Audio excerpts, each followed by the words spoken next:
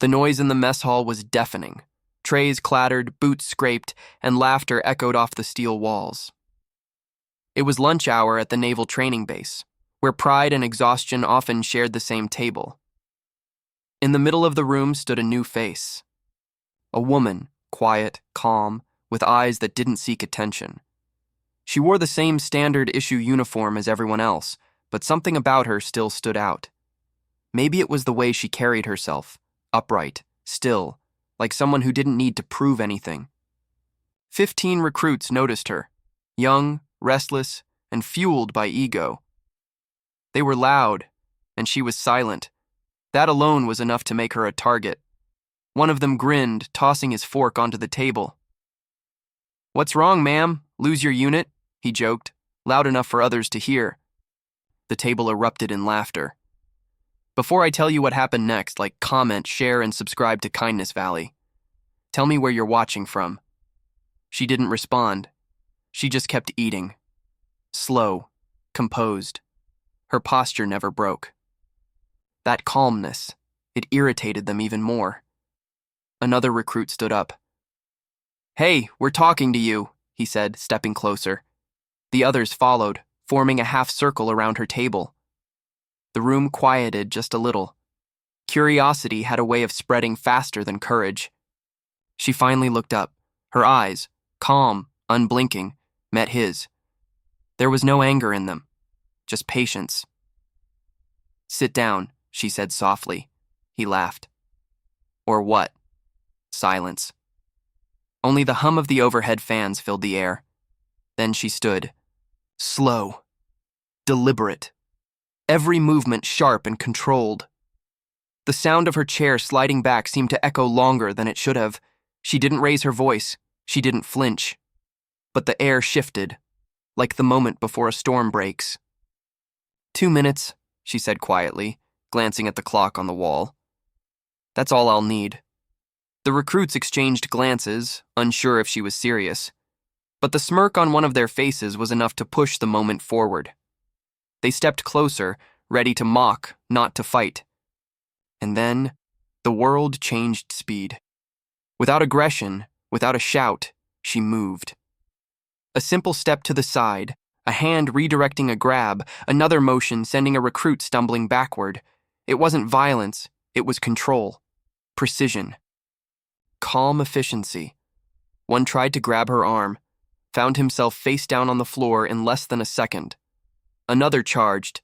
She sidestepped, redirecting his momentum until he landed harmlessly against a table. It wasn't chaos, it was rhythm. 2 minutes of perfect balance between strength and restraint.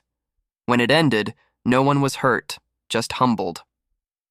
15 young recruits stood frozen, hearts pounding, pride shattered but eyes wide with realization. She stood in the center, uniform still crisp, expression unchanged. She looked at the clock again. Exactly 2 minutes had passed. No one spoke. The mess hall was silent now, the kind of silence that demands respect. One of the recruits, the first who had mocked her, finally found his voice.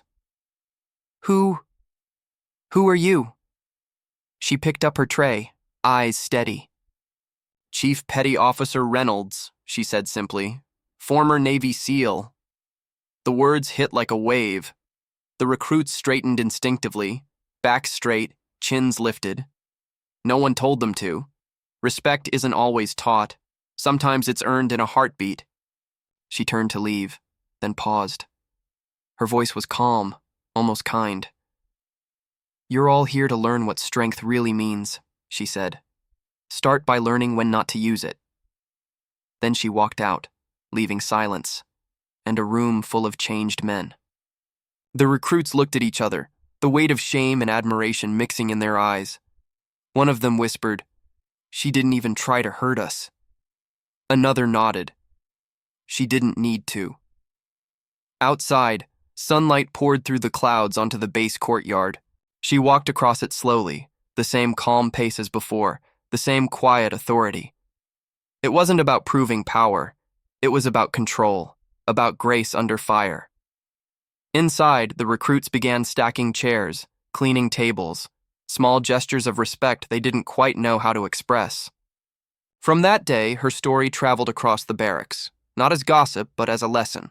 A reminder that true warriors don't shout, and true strength doesn't need an audience. Weeks later, during a drill, those same recruits would see her again. This time in full uniform, leading their training exercise. Not one of them dared look away when she spoke. Every word carried the weight of those 2 unforgettable minutes. And somewhere between fear and admiration, they understood something profound. That leadership isn't about dominance. It's about discipline.